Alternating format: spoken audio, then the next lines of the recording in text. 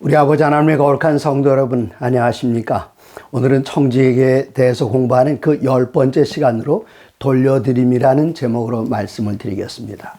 제가 이 교과를 중심으로 한 내용을 여러분들과 함께 나누면서 기억절에다가 특별한 관심을 두고 초점을 맞춰서 이야기를 했던 때는 그렇게 흔하지 않았던 것 같습니다. 그러나 오늘은 그 기억절이 아주 중요하기 때문에, 그러면서도 이 본문에서는 다루지 않기 때문에 오늘 기억절을 먼저 읽고 기억절을 중심으로 해서 오늘 말씀을 나누도록 하겠습니다. 요한계시록 14장 13절입니다. 또 내가 들으니 하늘에서 음성이 나서 이르되 기록하라. 지금 이후로 주 안에서 죽는 자들은 복이 있도다 하시매 성령이 이르시되 그러하다. 그들이 수고를 그치고 쉬리니 이는 그들의 행한 일이 따름이라 하더라.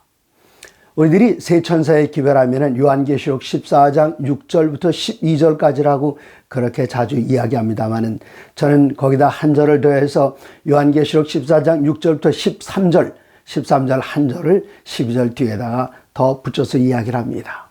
왜 그럴까요? 여기는 특별한 이유가 있습니다.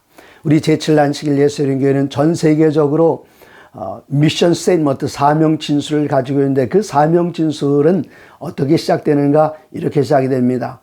우리들은 이 세상에 왜 존재하는가 하면은 그리스도 예수를 사랑하는 사람으로서의 제자들을 만들고, 그 다음에 두 번째 부분은 세 천사의 기별에 나타난 영원한 복음을 전함으로, 그리고 마지막 부분은 임박한 그리스도 예수의 재림을 위하여 사람들을 준비시키는 것이다. 이것을 거꾸로 뒤에서부터 한번 한 문장을 만들면은 임박한 그리스도 예수의 재림을 준비하기 위하여 세 천사의 기별에 나타난 영원한 복음을 증거함으로 그리스도 예수를 사랑하는 제자들을 만드는 것이다. 이것이 우리 모두의 사명으로서, 그 사명 진술은 대총회, 지회, 연합회, 합회, 일선교회 이르기까지 모든 같은 이름을 가지고 있는 조직이라면은 바로 조금 전에 말씀드린 이 내용을 사명 진술로 삼고 있습니다. 그런데 세 천사의 기별, 요한계시록 14장 12절 가운데 기록된 이 세 천사의 기별을 어떻게 증거하는가? 그 증거하는 방법은 여러 가지들이 그 안에 표현되어 있습니다. 먼저 계시록 14장 7절에 보시면 그가 큰 음성으로 이르되, 그리고 9절에도 또 나옵니다. 또 다른 천사고 셋째가 그 뒤를 따라 큰 음성으로 이르되, 이 기별은 너무나도 중요한 기별이기 때문에 모든 사람들에게, 여러 나라와 족속과 백성과 방언과 모든 사람, 이 지구 안에 숨쉬는 모든 인류에게는 다 증거해야 할 기별이기 때문에 이 기별은 속삭이듯 전하면 되지 않고 큰 음성으로, 힘찬 음성으로 증거해야 됩니다. 두 번째 방법은 14장 6절에 보면은 또 보니 다른 천사가 공중에 날아가는데 그렇습니다. 어디에 전해야 되는가 하면 공중에서 전해야 됩니다. 공중이라고 하면 우리들이 보통 안식일날 말씀을 전가하면 교회 안에서 이미 안식일 지킨 분들에게, 11조를 드리는 분들에게, 성경 공부를 열심히 하고 있는 분들에게 매일 그분들을 매주마다 설교를 합니다. 그러나 안타까운 것은 이 교회의 창문과 울타리를 벗어나서 이 바깥에는 믿지 않은 수많은 사람들이 있는데 그들에게 복음 접근하는 기회가 쉽지 않습니다. 그래서 교회 안에 있는 사람들을 바깥에서는 보지 못하지만 공중에 있는 것은 누구나 다 봅니다. 이 세 천사들은 공중에서 날아갑니다. 그들의 위치가 공중입니다. 누구나 다 볼 수 있는 곳, 누구나 다 볼 수 있는 곳이 어디입니까? 시장으로 나가야 됩니다. 역 앞으로 나가야 됩니다. 공항으로 가야 됩니다. 사람들이 많이 모이는 곳이라면 그곳에 가서 복음을 전할 때에 세 천사들의 있는 위치, 거기가 바로 공중입니다.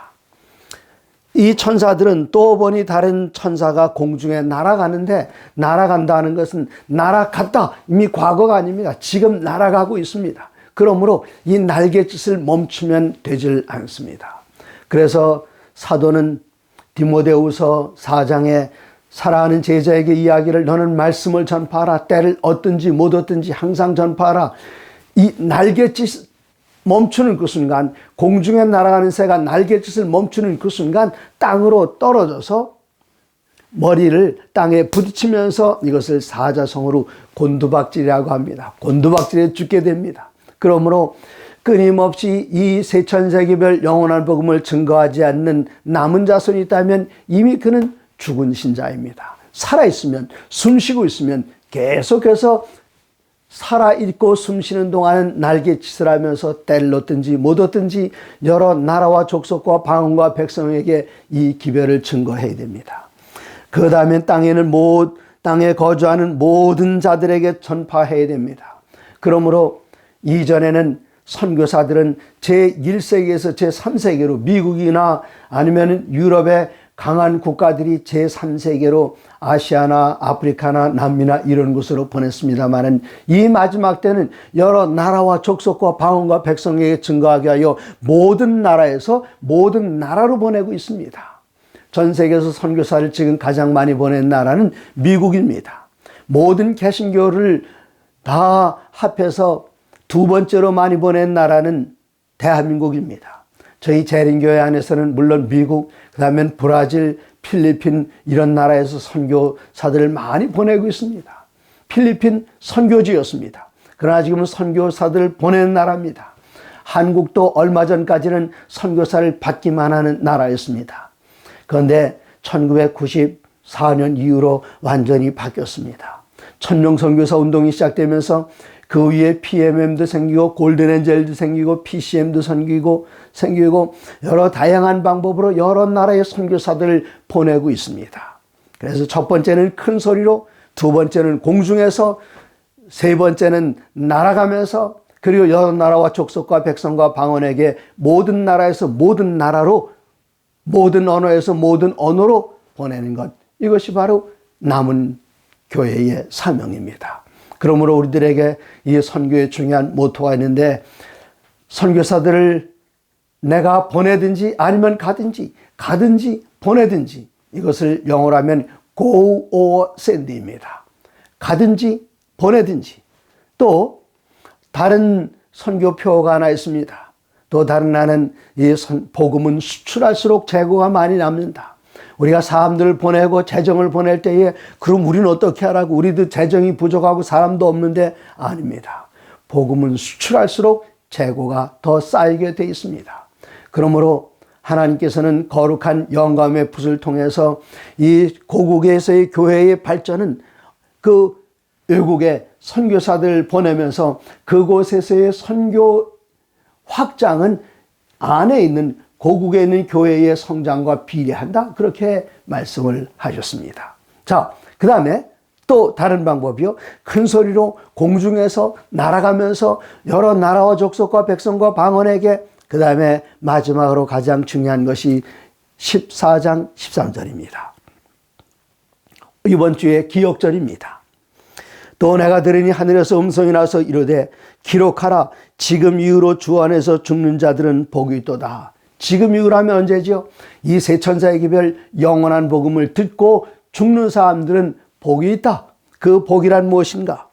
그 복은 얼마나 중요한 복인가 하면은 이런 선언이 있을 때에 성령께서 얼른 그렇다 대답하십니다. 또 내가 들으니 하늘에서 음성이 나서 이르되 기록하라, 지금 이후로 주 안에서 죽는 자들은 복이 있도다 하시매 성령이 이르시되 그러하다. 왜 그렇다고 말씀하셨을까요?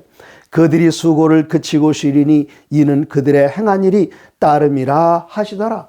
이는 그들의 수고를 그치고 이제 쉬었습니다. 우리들의 소원은 이 복음을 땅까지 전파하는 것입니다. 그래서 자든지 깨어있든지 때를 얻든지 못 얻든지 항상 전파해야 되는데, 그러면 살아서는 열심히 하나님의 좋은 청지기로서 하나님께 헌금을 드리고 또 11조를 하나님께 돌려드리고 이렇게 하면서 복음 재정을 받들면서 복음을 전하는데, 죽은 다음에 어떻게 전할 수 있을까? 우리가 영혼 불멸을 믿지는 않습니다. 그러나 죽은 다음에도 지속적으로 복음을 전파하는 방법이 있습니다. 그 비결이 오늘 교과에서 가르치는 계시록 14장 13절입니다. 성령께서 말씀하시길 그러하다. 그가 자기 일을 그치고 쉬는데 그의 행한 일이 따름이라. 이 말씀은 태양이 한낮을 환하게 온 세상을 비치다가 그다음에 서산으로 넘어갑니다. 서산으로 태양이 넘어가는 즉시 온 세상이 캄캄해지는 것이 아닙니다. 비록 태양은 서산으로 넘어가서 태양은 우리 시야에서 가려졌지만 태양의 산 너머에서 발산하는 그 노을은 온 하늘을 붉게 물들이면서 한낮의 강렬한 태양보다 더 아름답게 서쪽 하늘을 물들이면서 우리들에게 아름다움을 선사하고 있습니다. 마찬가지로 그리스도인들이 살아있을 때는 하나님께 주신 모든 것을 가지고 풍족하게 누리고 잘 삽니다. 또 그 가운데 10분의 1을 주님께 돌려드림으로 복음 재정이 그치지 않도록 계속해서 하나님께 헌신합니다. 10분의 1을 드렸습니다. 이제는 하나님께서 부르실 때가 다 됐습니다. 이제는 내 수고가 넉넉하다. 그만하면 족하다. 그리고는 하나님께서 피곤한 인생에게 쉼을 허락해 주셔서 우리 주님 오시는 그날까지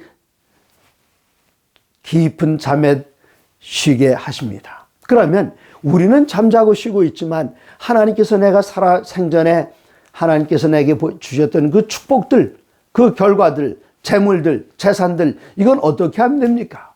이건 내가 열심히 일했으니까 자식에게 다 물려주고 그래야 되겠다. 그렇게만 하는 것은 아닙니다.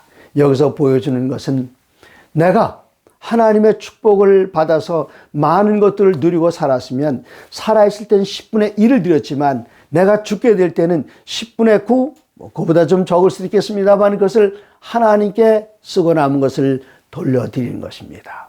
그렇게 할 때에 나는 비록 잠들어 있다고 하지만 내가 하나님을 위해서 헌신했던 그 재물은 나는 죽었다 할지라도 하나님께서 나의 노력을 통해서 모아놓으신 그 재물을 하나님의 선교 사업을 위해서 사용하게 될 때에 그것은 나는 잠들었을지라도 그 재물은 여전히 남아서 복음 재정을 위하여 사용될 때에 많은 곳에 선교사들 보낼 수 있고 학교는 지속적으로 운영될 수 있고 천명 선교사 훈련에서는 청년들을 훈련시켜서 내보낼 수 있고 출판소에서는 여전히 출판물을 찍어서 많은 사람들에게 가을 낙엽처럼 복음을 전할 수 있습니다.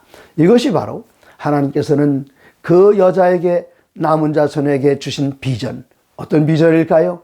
이 복음을 여러 나라와 족속과 백성과 방언에게 전하는 그 비전입니다.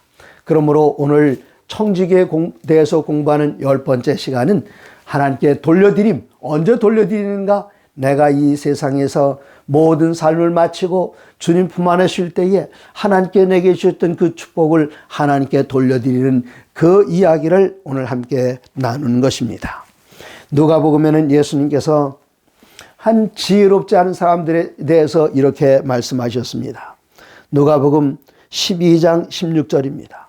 또 비유로 그들에게 말하여 이르시되 한 부자가 그 밭에 소출이 풍성하매 심중에 생각하여 이르되 내가 곡식 쌓아둘 곳이 없으니 어쩔까 하고 또 이르되 내가 이렇게 하리라 내 곡간을 작은 곡간이 이 풍성한 수확을 감당할 수 없으니 이거 헐어버리고 더 크게 짓고 내 모든 곡식과 물건을 거기에 쌓아두리라.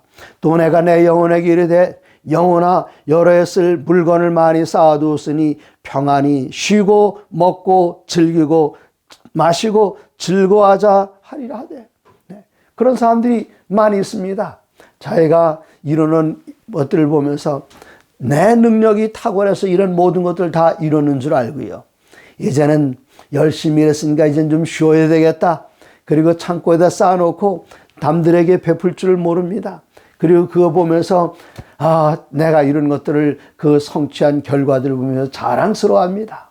이때 하나님께서 그 영혼에게 이야기하십니다.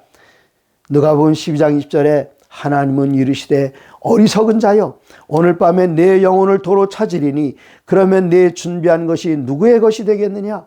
자기를 위하여 재물을 쌓아두고 하나님께 대하여 부여하지 않은 자가 이와 같으리라. 이 영혼, 이 세상에 사람들이 올 때에 뭘 가지고 옵니까? 가지고 오는 것 아무것도 없이 빈손으로 옵니다. 죽을 때는 어떻게 갑니까? 그냥 빈손으로 갑니다. 아무것도 쌓아둔 것 가지고 가지 못합니다. 그렇기 때문에 시편 49편 17절에는 현인은 이렇게 이야기를 했습니다. 시편 49편 17절에 그가 죽음에 그 앞에 절부터 읽어볼까요? 16절부터 사람이 치부하여 불을 쌓는 것 치부하여 그의 집에 영광이 더할 때에 너는 두려워하지 말지어다. 그가 죽음에 가져가는 것이 없고 그의 영광이 그를 따라 내려가지 못함이로다. 죽을 때 아무것도 못 가져갑니다. 이 사람이 위대한 이름을 가지고 있어도 그 사람이 죽기 전에 잊혀지는 것 많이 봅니다. 제가 어디 가서 어떤 청년을, 한 40대 된 청년을, 젊은 분을 만났어요. 그래서 서로 인사를 하는데 제가 사슴의 동산에서 만났습니다. 사슴의 동산에서 만났으면 우리 재림신자가 분명합니다. 근데 제가 처음 보는 형제였고 그 형제도 저를 처음 봐서 여기 교인이냐 했더니 교인이라고 그래요. 교회를 다니신 지 얼마나 됐습니까? 모태교인입니다 그래요. 모태교인이라서 모태교인이면 그 정도 나이가 됐으면 나를 알아볼 수 있을 텐데 그랬는데 이분이 잘 모른다고 제가 권정행입니다. 저는 모르는 겁니다. 제가 나중에 전병동 목사님, 전에 서중원합회장, 한국연합회장, 부가대지회장을 지내신 분에게 목사님 요즘은 저를 몰라보는 분들도 있습니다 했더니 하하 웃으시면서 나도 몰라보는데 그렇게 얘기를 하시더라고요. 아니 세상에 어떻게 전병동 목사님을 몰라보는 분이 있을까? 우리 교회 안에 제가 그렇게 의아했는데 전병동 목사님 아직도 강건하게 살아계십니다. 저도 아직 강건하게 있습니다. 그런데 제가 죽기 전에 벌써 많은 사람들에게서 이름이 잊혀졌고 전달되질 않았어요. 여기에 이렇게 말씀하지 않습니까? 여기 시편 기자는 말하기를 그가 죽음에 가져가는 것이 없고 제가 죽을 때에 여기 있는 거 가져갈 것 아무것도 없어요. 그래서 저는 여러 가지를 정리하기 시작했습니다. 마지막으로 살던 사택에서 지금 살고 있는 내 개인 소유의 집으로 옮길 때에 거기 책들을 다 이거 가져갈 집을 작게 가져가니 가져갈 수가 없어서 약 1300권 이상의 책들을 다 폐기해야만 했습니다. 물론 그냥 다 버리진 않았고요. 여기 스캔을 해서 썸 드라이브에 조그만 USB 안에다 다 집어넣더니 요만해. 저렇게 엄청나게 나 이사할 때마다 한 트럭이나 되는 그 이삿짐들 대부분 책들이었는데 요만한 썸 드라이브 USB 안에 다 들어가고 말더라고요. 좀 허전함을 느끼긴 했습니다. 남은 종이들은 다 버렸는데 그 버린 게 이건 수십 상자가 되는 것 같아요. 다 버렸습니다. 아직도 버려야 할 것들이 있어서 계속에 남는 것. 그래서 여러분 누구든지 제 집에 와서 이렇게 목사님 저 참 좋은데요. 한마디만 하십시오. 그건 여러분의 것입니다. 아마 제 주소 원하시는 분들 계시겠죠? 한번 와보시려고요. 언제든지 오셔도 좋습니다. 이거 아무것도 가져가지 않습니다. 그리고 제가 내려가기 전에 무덤으로 내려가기 전에 벌써 제 이름은 잊혀져 가고 있습니다. 많은 분들에게 이제 잊혀졌고요. 이제 조금 있으면 제 이름 기억하실 분들이 아무도 없을 것입니다. 아마 제 이름이 역사에 남을 일만큼 대단한 사람들이 아니기 때문에 역사책에도 없고 옛날 어디 졸업생 명단에나 있을까요? 아무도 기억해 주지 않는 그런 이름 하나 남게 될 것입니다. 여기에 말하기를 그가 죽음에 가져가는 것이 없고 그의 영광이 그를 따라 내려가지 못함이로다. 그러므로 우리는 지금 어떻게 될까요? 우리들은 나이가 들어가면은 이젠 앞으로 얼마나 그렇게 계산할 수 있습니다. 카운트다운도 할 수 있습니다. 전 앞으로 30년 살 그런 자신이 없어요. 제 아내는 말하기를 20년도 못 살 것 같다고 그래요. 그러고 보니까 지나간 세월에 비해서 남은 세월이 이제는 아주 짧습니다. 이젠 인생을 정리해야 될 때입니다. 그럼 인생을 정리하는 것은 나이 든 사람만, 연세 드신 어른들만 할까요? 안 그렇습니다. 이 세상에 태어날 때의 주민등록 번호는 순서가 다 있습니다. 태어난 순서는 있지만 어떤 분들은 가는 것은 속도 위반을 해서 연세 드신 분들이 앞에 저렇게 계시는데 할아버지도 계시고 부모님도 계시는데 어떤 분들은 아버지와 할아버지를 추월해서 먼저 떠나는 분들도 있습니다. 그러므로 누구든지 오늘을 살아갈 때 오늘이 마지막 날인 것처럼 하나님 앞에 경성하며 살아가야 할 뿐만 아니라 주변 정리를 항상 완벽하게 해놓고 살아야 합니다. 주변 정리해야 할 것들 어떤 것들이 있을까요? 주변 정리에 지금 처리해야 할 것들 중에 이것들은 앞으로 누가 사용하면 좋겠다. 그런 것들은 그 안에다 이름 붙여 놔두세요. 아, 이건 누구 거라고요? 이렇게 해놓으시고. 네. 저희 집에 어떤 것들은 며느리들에게 야, 이거는 나중에 그 내가 갖다 써라. 내가 갖다 써라. 지금 탐낼 만한 것들 다 몇 가지들 그렇게 이야기해 놓은 것들이 있습니다. 네. 그리고 내가 가지고 있는 어떤 물건이 어떤 전문가에게 꼭 필요한 것이다. 그러면 늦추지 마시고 얼른 갖다 주십시오. 여러분이 그거를 얼마나 오랫동안 간증할 수 있겠습니까?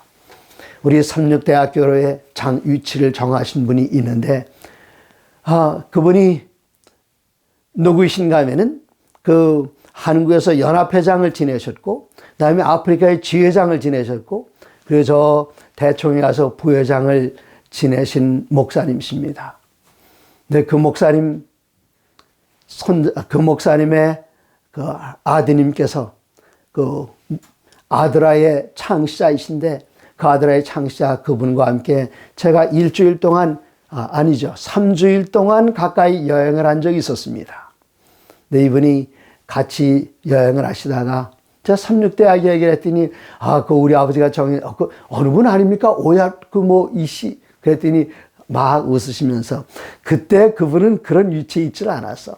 그때 우리 아버지는 연합회장이었고, 그리고 매일같이 중앙청으로 출근하면서 미군정청, 아마 미군정청을 모르신 분들이 계실 거예요. 조선 다음에 일제강점기였고, 그 다음에 우리가 해방된 다음에 한 2년 동안, 3년 정도를 미군이 우리나라를 통치했습니다. 군정청, 그 당시에 우리 한국연합회장이셨던 그 목사님께서 군정청 고문으로 계셨어요. 그때 이왕실, 조선의 그 왕실에 어떤 문제가 있었는데 그 문제를 잘 이분이 해결해 주셨을 때에 이왕실에서 보답하는 의미에서 우리가 당신을 도와드릴 일이 있겠습니까? 우리 학교 부지가 필요합니다. 그때에 우리들에게 준 땅이 어느 땅이었는가 하면 지금 경희대학 땅이었습니다. 그 뒤에 능이 있지 않습니까? 그래서 그 땅을 줬는데 그 당시에 우리 지도자들은 생각하기를 이거 너무 도심지에 가깝다 생각해서 다른 땅을 부탁을 했을 때에 태능과 강릉이 있는 곳, 지금 삼육대학 부지를 안내해 줬고 그 부지를 우리가 매입하게 됐습니다. 근데 제가 그 이야기가 중요한 것이 아니라 제가 만난 그 목사님에게 그 아버지의 유품, 옛날 일제시대 때부터 많은 우리 교회와 관련된 것인데 그거를 우리 박물관에다 기증을 해다 그랬더니 우리 아버지가 못 준다고 그래. 못 준다고. 몇 년 후에 그분을 다시 만났어요. 그랬더니 권 목사 캘리포니아 와서 다 가져가라고. 나한테까지는 아버지의 유물이기 때문에 중요했는데 내 아들에게 얘기를 했더니 아들은 관심도 없고 이제 지금 그 아드님은 하와이 합회장이십니다. 아들도 관심이 없는데 이제는 그 아들도 은퇴할 때가 됐고 손자들은 전혀 관심 갖지 않는다는 겁니다. 여러분 가지고 계신 것 중에 아주 소중한 것 있습니까? 그거 여러분에겐 소중합니다. 그러나 여러분이 돌아가신다면은 자녀들은 그냥 돈 봉투가 어디 감춰져 있나, 통장이 어디 있나, 비밀번호가 어디 있나 그것만 찾을 것입니다. 그렇기 때문에 여러분이 살아계시는 동안에 이것을 누구에게 줘야 할지를 다 정리해 두시고 그 다음에 여러분이 살아갈 때에 여전히 사용하셔야 할 것들이 있다면 유언장을 작성하시기 바랍니다. 유언장은 꼭 나이가 든 사람만 작성하는 것이 아니라 젊은이들도 유언장을 작성할 필요가 있습니다. 어떤 분들은 걱정을 합니다. 내가 유언장을 작성하게 되면은 하루라도 빨리 죽는가? 결코 그렇지 않습니다. 와이프님께서는 말씀하시기를 유언을 쓴다고 해서 하루 일찍 더 죽는 것이 아니다라고 말했습니다. 뿐만 아니라 유언을 작성하게 사람들은 보험회사의 통계에 의하면 유언장을 쓴 사람보다 안 쓴 사람이 더 일찍 죽고 유언장을 쓴 사람이 훨씬 더 오래 산다는 통계를 보험회사들은 가지고 있습니다. 그러므로 여기에 말씀하시기를 시편 49편 17절 그가 죽음에 가져가는 것이 없다 그랬습니다. 그리고 그의 영광이 그를 따라 내려가지 못한다. 그러니 여러분께서 살아계실 때에 잘 사용하시고 살아계실 때는 하나님 앞에 11조를 돌려드리셨다면, 돌려드리고 계신다면, 여러분께 돌아가신다면 하나님께서 여러분의 평생에 축복해 주신 것들을 그때에 내가 더 이상 가지고 살지 않으니까 하나님께 돌려드리시기 바랍니다. 그를 위해서 유언장을 써야 됩니다. 이제 고린도후서 4장에 있는 말씀을 한 절 더 읽겠습니다. 고린도후서 4장 18절에는 우리가 주목하는 것은 보이는 것이 아니요 보이지 않는 것이니 보이는 것은 잠깐이요 보이지 않는 것은 영원함이라 말씀하셨습니다. 우리 지금 가지고 눈에 있는 것들, 이건 잠깐입니다. 언제까지일까요? 전 주위에 있는 것들 앞으로 20년 이후에 볼 자신이 없습니다. 그 이전에 다 제 눈에서 사라지게 됩니다. 잠깐입니다. 하지만 보이지 않는 것은 영원합니다. 그래서 하나님께서 보이는 것들을 내 손에 맡기셨다면 보이지 않는 것을 위해서 지금 드리기를 결심하시고 그것을 기록으로 남겨놓으셔야 할 필요가 있습니다.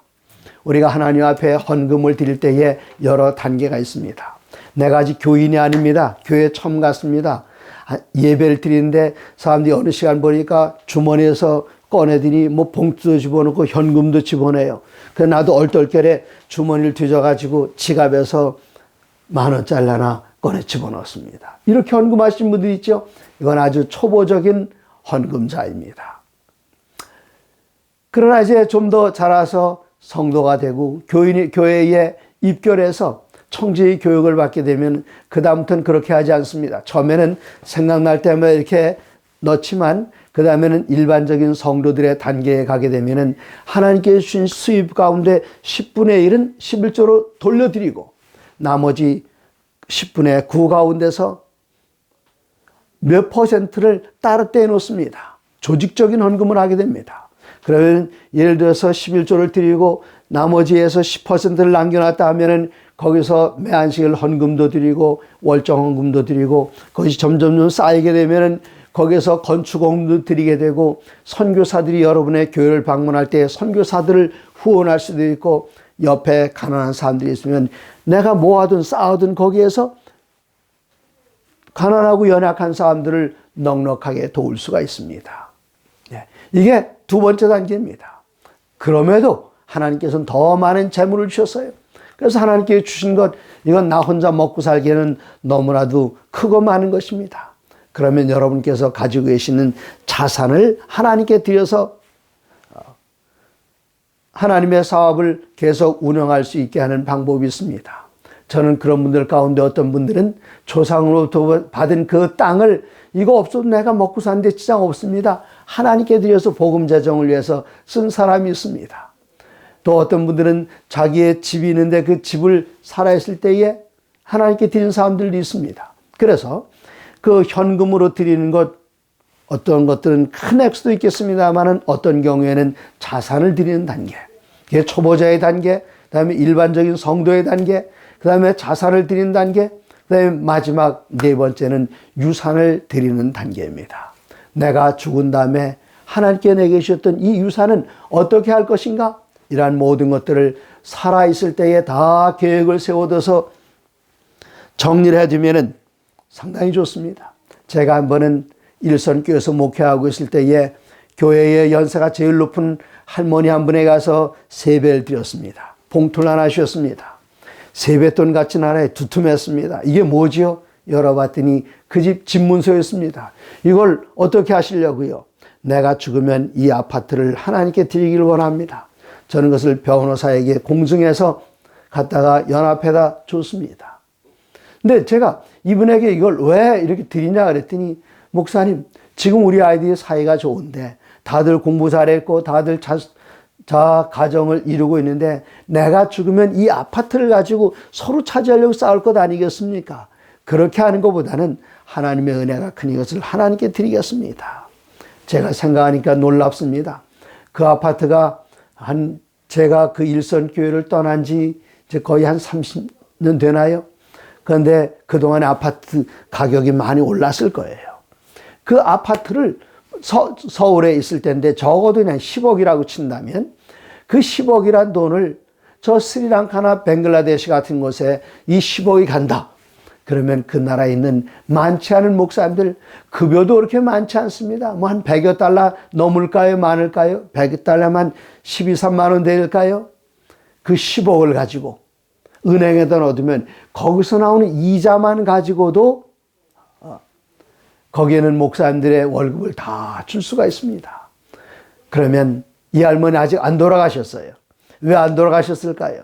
옛날엔 밤에 그냥 부스럭 소리만 나도 주무시다 일어나서 문 잠그고 그러셨는데 이제는 그럴 필요가 없어요. 이제는 뭐 잠자는데 옛날에 내 집에서 노인네 혼자 사니까 걱정이 됐지만 내가 이젠 이 집을 하나님께 드렸는데 하나님의 집에 어느 누가 감히 쳐들어올까? 그러고 잠자니까 내 영혼 평안해. 그래서 유언을 한 사람들은 더 건강하고 더 오래 사는 것이 보험회사의 통계로 나와 있습니다. 그래서 이분이 돌아가시게 되면 그 자원이 연합회로 드려지게 되고 연합회에서는 선교지로 이분이 유언장에다 이거 선교지를 쓴다. 어느 나라다. 뭐 우크라이나다. 뭐 그렇게 쓰면은 이분 돌아가시면 그 자금이 그쪽으로 가게 됩니다. 그럼 이분은 잠들어 쉬시지만 자금 이후로 주 안에 죽은 자들은 복이 있도다. 성령의 가라사대 그러하다. 왜요? 그가 자기 수고를 이제는 다 그치고 쉬는데 그의 행한 일이 따름이라. 나는 죽어서 땅속에 묻혀 잠자고 있지만 내가 하나님께 드린 그 재산은 여전히 남아서 전 세계는 교회를 복되게 하고 삼육대학에는 학생들이 열심히 공부하는 데 돕게 되고 젊은 청년들을 양성해서 하나님의 일을 하게 되고 나는 죽었지만 그 자금은 그대로 남아서 마치 서산에 해가 넘어간 다음에도 해는 보이지 않지만 그 노을이 온 세상을 환하게 붉게 물들여 아름답게 하는 것처럼 그 영향력은 여전히 남아서 하나님의 거룩한 영광을 드러냅니다. 네, 그러므로 우리가 이 교회를 위해서 하나님을 위해서 유언을 하게 될 때에 여러 가지 유익이 있습니다. 첫 번째는 내가 그냥 죽게 된다면 이 재물들이 어떻게 쓰여진지 모르지만 내가 죽은 다음에 이것은 누구를 위해서 어느 선교단체를 위해 쓰여주겠구나 내가 압니다. 두 번째는 선교지역이나 아니면 개인이 도움을 받을 수 있습니다. 세 번째는 남은 가족들이 유가족들이 그 재산 가지고 싸울 필요가 없습니다. 살아있을 때 다 정리가 됐으니까요. 그리고 자녀들과 교회의 젊은이들에게 모본이 됩니다. 그리고 국가에다 내는 상속세를 아주 최소화해서 복음 재정을 더할 수 있습니다.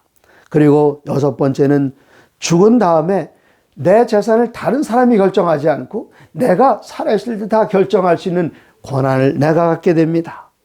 그리고 일곱 번째는 이 보물을 하늘에다 쌓아두게 됩니다.